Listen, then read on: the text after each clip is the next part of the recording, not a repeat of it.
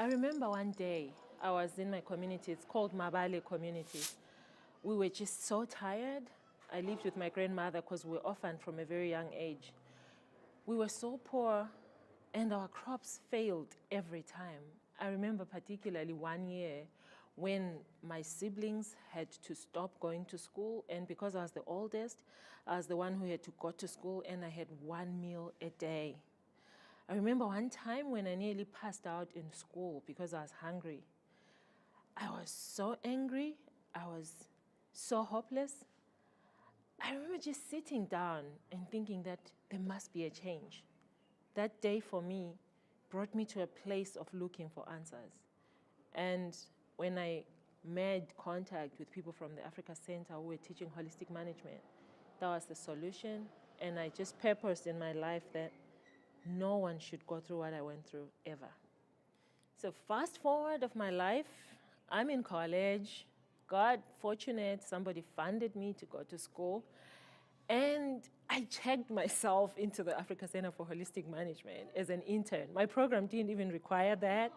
And I just brought myself there because I had knowledge and I sort of saw an answer there. And fast forward again, I just told them one day, I phoned Roger Savory, that's Alan Savory's son. I told him, so I'm done with school. And he said, okay, just come, we'll see where we can fit you in.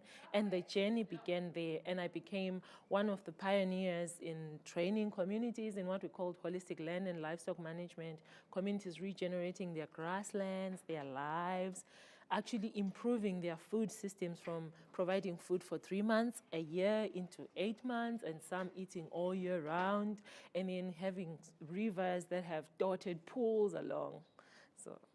So one particular community that comes to mind, I mean, there are so many that we've worked with, over 20 now. It's in Zimbabwe, in the small part of Hwange, a small community of about 300 households.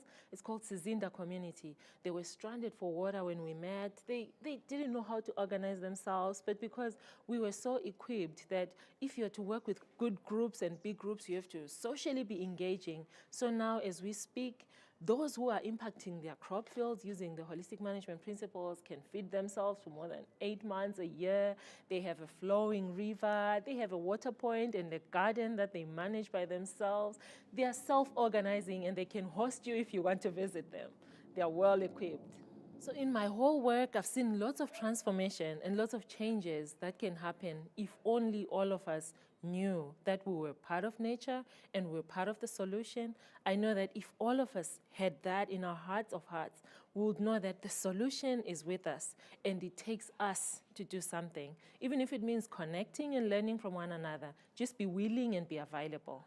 That's all that I think. Hi everyone, my name is Precious. I'm from Zimbabwe. Precious Phiri, Precious. I'm a holistic management educator for communities, for rural communities in my country. So I'm going to tell you a bit of my story. Hi everyone, my name is Precious. Cut. I shouldn't look at the camera. No, you can. Yes, Okay. we want you to look at the camera.